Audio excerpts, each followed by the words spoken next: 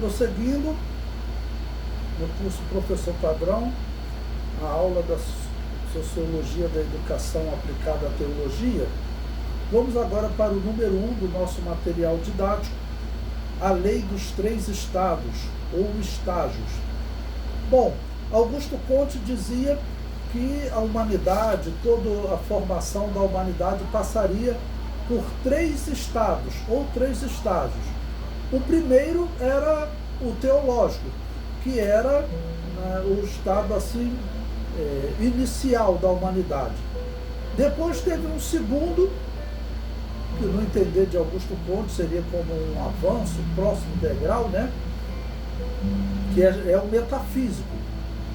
E o terceiro, que é o positivo, ou científico. Eu coloquei uma outra figura aí para vocês poderem ver, como uma ilustração de Augusto Conte, e ele fazendo assim uma combinação, uma mistura de teologia, metafísica e positivismo. O comentário diz: com base na lei dos três estados, Augusto Conte elaborou a classificação das ciências de acordo com o aparecimento histórico de cada uma e o progressivo abandono da imaginação teológica e da especulação metafísica no conhecimento.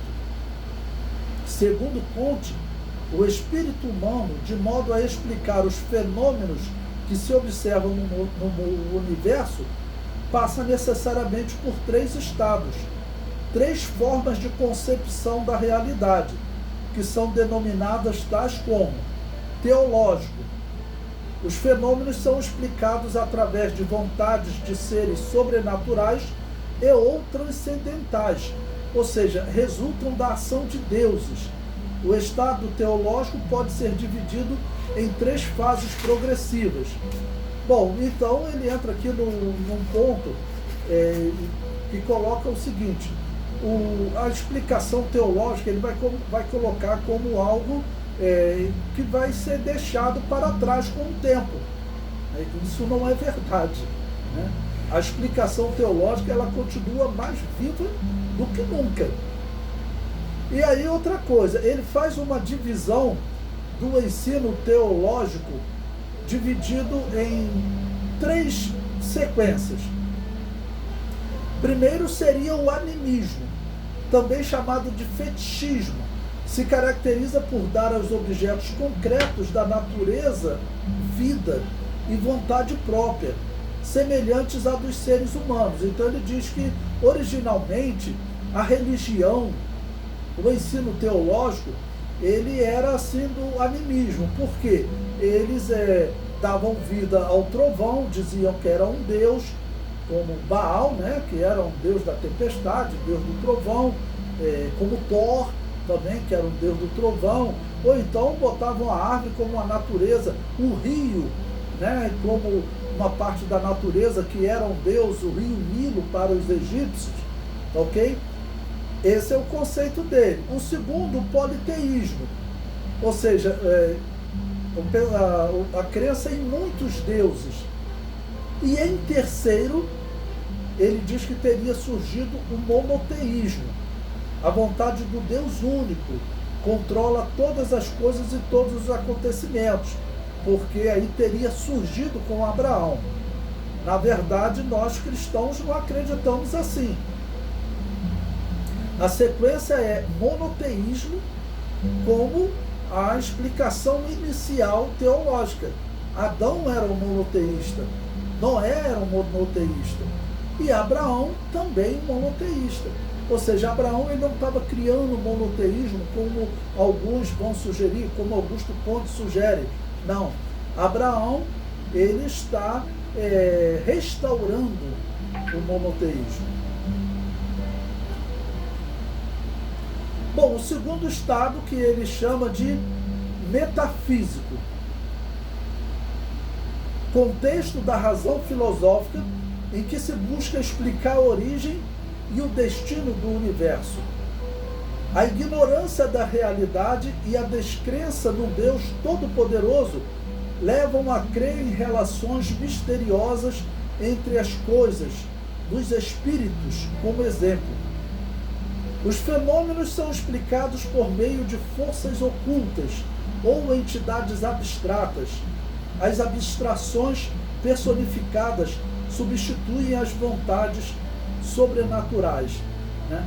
Então, você não está falando de algo concreto, você está falando de algo abstrato. Então, inventam uma série de deuses que viviam um ano no inferno, outro ano entre os homens, né? Deuses que moravam em uma montanha, né? No Olimpo, no caso, estou citando o exemplo dos gregos, né? Então, esse tipo de explicação era uma explicação metafísica.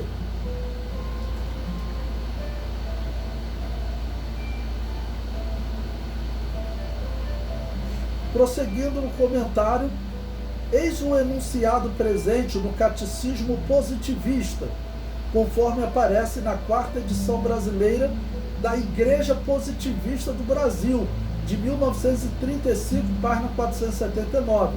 Como eu disse para vocês, o fundador da sociologia, ele também era um religioso e acabou por fundar uma igreja, ok? A Igreja Positivista do Brasil. Esse catecismo diz: cada entendimento oferece uma única a sucessão dos 3 estados, fictício, abstrato e positivo. Então veja que pela ordem, o teológico é fictício, o metafísico é abstrato, né? E o positivo que é a realidade, o concreto, né? Seria assim.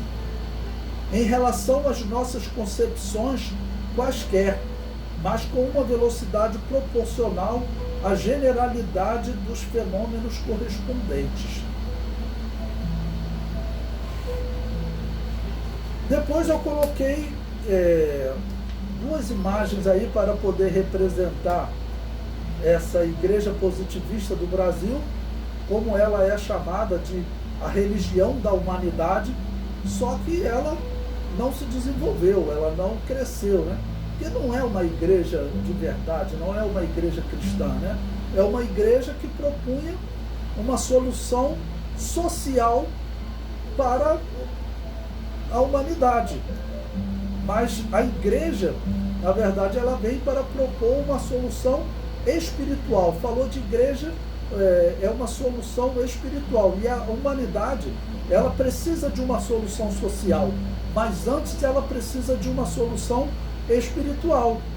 Jesus, ele veio, de alguma maneira, ele solucionou alguns problemas sociais dos israelitas. Teve um momento que ele deu pão e peixe para os israelitas, né? E poderia fazer mais milagres sociais, curou pessoas que não conseguiam trabalhar porque era paralítico, ressuscitou o filho da viúva. São, de alguma maneira, um bem social. Uma viúva sem um filho, como é que ela iria sobreviver? Era difícil.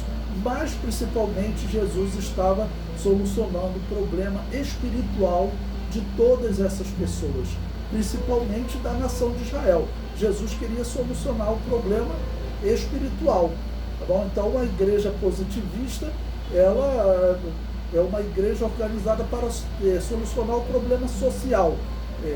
A igreja faz trabalhos sociais, mas o alvo da igreja cristã é solucionar o problema espiritual. Nessa igreja positivista, né,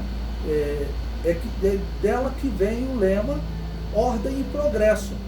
Eu botei uma figura também para vocês verem, onde está escrito Sociedade Positivista do Rio de Janeiro, ordem e progresso, né? Então, o comentário diz: é de Conte a ideia de ordem e progresso, que viria a fazer parte da bandeira do Brasil republicano. Então, Augusto Conte, ele fundou essa igreja positivista, né? Você praticamente não vê essa igreja atuando hoje no mundo, não se desenvolveu muito, mas ela acabou influenciando o Brasil porque muitos dos republicanos que participaram da organização da República no Brasil, eles eram positivistas. Haviam estudado na Europa e a proposta de Augusto Comte era, vamos dizer assim, uma proposta muito bem vista na Europa, estava se desenvolvendo muito. Então, os republicanos acabaram recebendo essa influência e por isso pegaram o lema da igreja positivista e o lema do positivismo e colocaram na bandeira do Brasil ordem e progresso, né? Socialmente falando, seria até bom, né, que realmente no Brasil tivesse ordem, porque da ordem é natural que venha o progresso. Mas infelizmente o que nós estamos vendo hoje é a desordem.